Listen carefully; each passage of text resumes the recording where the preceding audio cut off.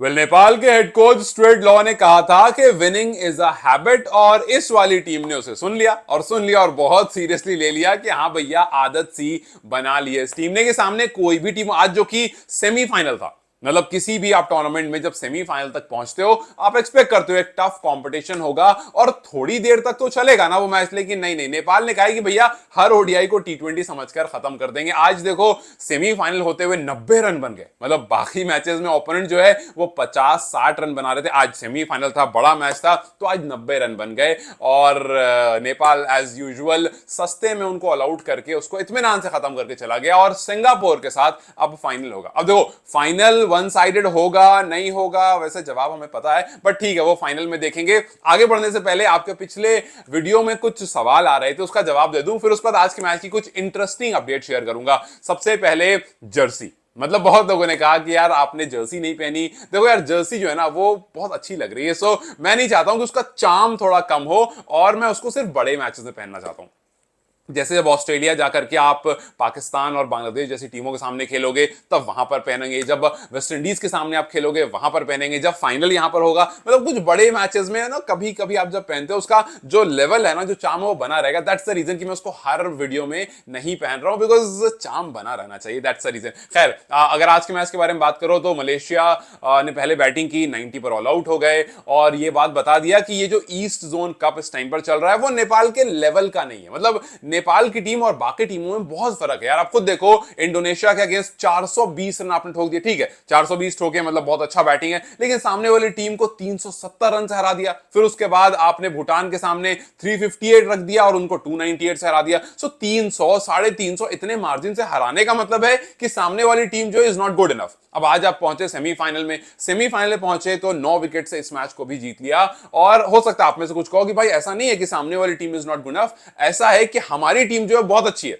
भाई एक ही बात है, मतलब सामने वाली टीम फुद्दू ही है, दोनों केस में सामने वाली जो टीम है वो फुद्दू ही है। और इसका एक और रीजन पता चलता है इस पर्टिकुलर स्टार्ट से कि आप अगर अंडर 16 देखते हो नेपाल का अब तक का, तो नेपाल ने ये वाला टूर्नामेंट तो डोमिनेट करा बिल्कुल, लेकिन इससे पहले भी सिर्फ 2 मैच ऐसे हुए हैं जहां पर नेपाल अंडर 16 में हारा है, 2010 में और एक 2012 में जब एसीसी अंडर 16 एलीट कप चल रहा था। सो उस टाइम से लेकर अभी तक भी अंडर 16 की जो टीम होती है ये काफी अच्छी होती है। अब इसका मतलब ये है कि यहां पर से थोड़ा सा ऊपर बढ़ना चाहिए आपको, इस टूर्नामेंट में कुछ बड़ी टीमों को भी इंक्लूड करना होगा, मतलब ईस्ट जोन से थोड़ा बाहर निकलना पड़ेगा तब क्योंकि यहां पर तो नेपाल का जो भी ग्रोथ होना है ना वो काफी ठीक ठाक चल रहा है। सो अब यहां से कॉम्पिटिशन थोड़ा बढ़ाना पड़ेगा क्योंकि बाकी टीमें जो है वो गुड इनफ नहीं है।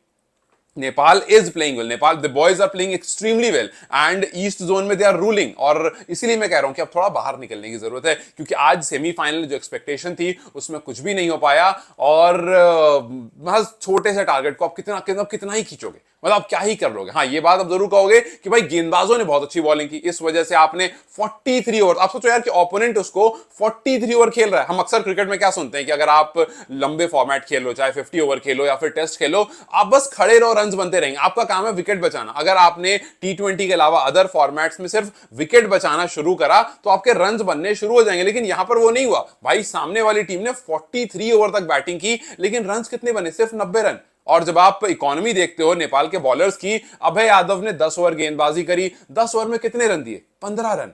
भाई 10 ओवर में 15 रन दिए, 4 विकेट लेकर गया बंदा और इकोनॉमी 1.5 की। उसके बाद शुभम ने 10 ओवर में कितने रन दिए, 12 रन, इकोनॉमी 1.2 की, 3 विकेट लिए। मतलब 2 ओवर ने दो प्लेयर्स ने इस मैच में 20 ओवर गेंदबाजी करी है और उस 20 ओवर में कितने रन आए हैं, 27 रन। अब आप खुद बताओ यार कि 20 ओवर में 27 रन आए हैं और दोनों ने मिलकर के 7 विकेट निकाल लिए। तो ये समझ में आ रहा है ना कि भाई बॉलर आर एक्सट्रीमली गुड, लेकिन सामने वाले क्या कर रहे हैं भाई, 2 गेंदबाज 20 ओवर बॉलिंग कर रहा है और एक 12 रन दे रहा है, एक 15 रन दे रहा है, मतलब 27 रन, आपसे बस 27 रन लग रहे हैं। खैर उसके अलावा भी गेंदबाजों ने अच्छी बॉलिंग करी है। सुयोग ने 9 ओवर में 25 रन दिए, 2 पॉइंट्स। आप सोचो 9 ओवर में 25 रन में ज्यादा कर गया, 25 रन दे दिए। उसका विपिन ने 8.1 ओवर करा, 20 रन उन्होंने दे दिए। अब आप सोचो यार 8 में 20 दे दिए, तो भाई ये इतने कम है फिर भी हमें ज्यादा लग रहे हैं क्योंकि सामने वाली टीम कुछ नहीं कर रही और यहां पर एक गेंदबाज कुछ ज्यादा ही क्रेजी बल्लेबाजी कर रहे हैं। खैर विपिन को 1 विकेट मिला और सुयोग को विकेट्स नहीं मिले। तो यस, ये जो नंबर्स हैं ये बताते हैं। अच्छा, एक और गेंदबाज है जिसके बारे में सुन काफी रहा हूं, उसका नाम है सचिन।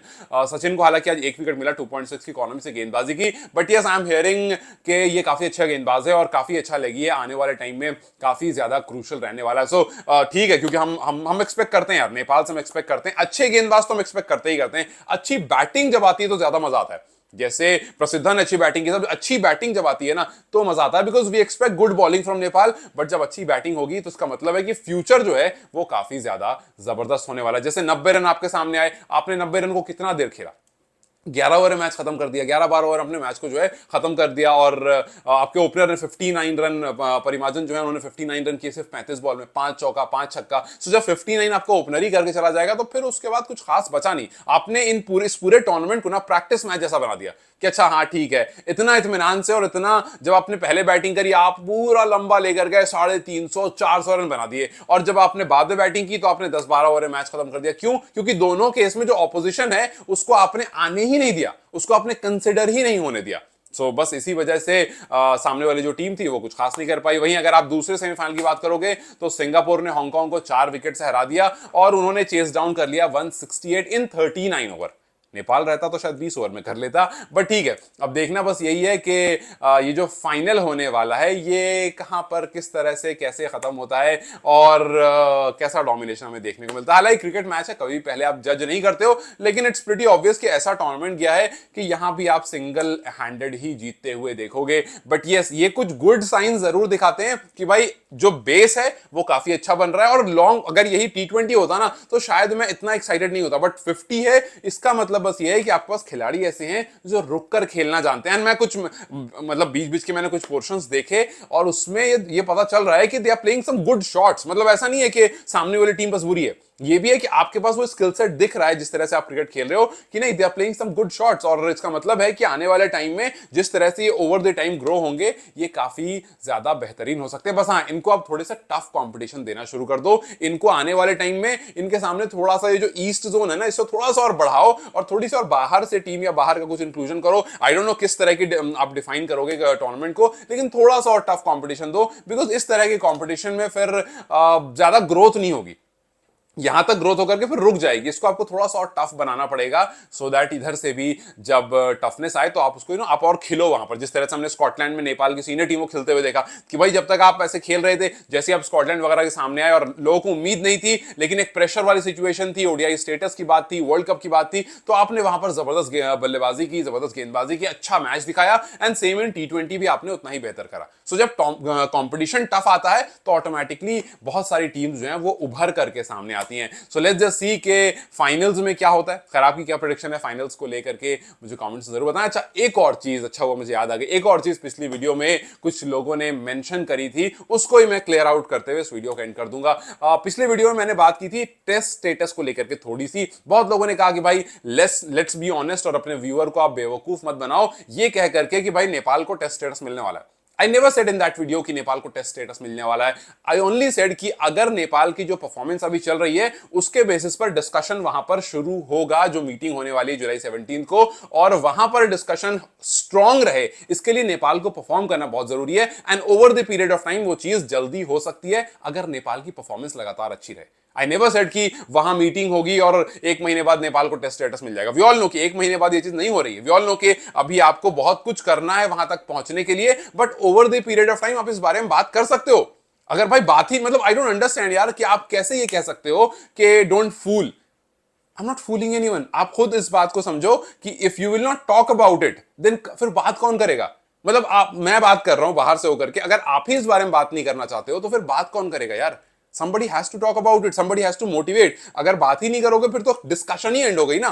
फिर तो आप ये फैंस के ही बेसिस पर बात यहां तक पहुंची है, अब उसमें प्लेयर का परफॉर्मेंस भी साथ में ऐड हो रहा है। तो जब दोनों चीज साथ में ऐड हो रही है तब वहां पर जाकर के जब पारसदाई बात करते हैं ना, उनके अंदर कॉन्फिडेंस कहां से आता है बात करने का? इन परफॉर्मेंस को देख करके आता है, इस फैंस को देख करके आता है। तो जब फैंस का जोश ही नहीं रहेगा, परफॉर्मेंस आएगी ही नहीं, तो फिर आप क्या टेस्ट, फिर क्रिकेट ही खत्म हो गया ना। सो आपको फ्यूचर इस बारे में समझना पड़ेगा। हाँ, मैं ये नहीं कह रहा हूं कि यार नेपाल को टेस्ट मिल जाएगा, मिल जाए, मैं कह रहा हूं अगर परफॉर्मेंस ऐसी ही रही, अगर इस तरह से चार्ज ऑफ फैंस रहे, अगर ये एनवायरमेंट रहा, तो वो चीज बहुत जल्दी हो जाएगी। जो लोग सोच रहे थे कि 2030, 2032, 2035 में होगी, वो उससे बहुत जल्दी हो जाएगी। That's what I was saying. खैर, I hope I made it clear. And जो भी आपको लगता है फाइनल्स को लेकर के, इस परफॉर्मेंस को लेकर के, मुझे कमेंट्स में बताएं। Take care, I will see you very soon.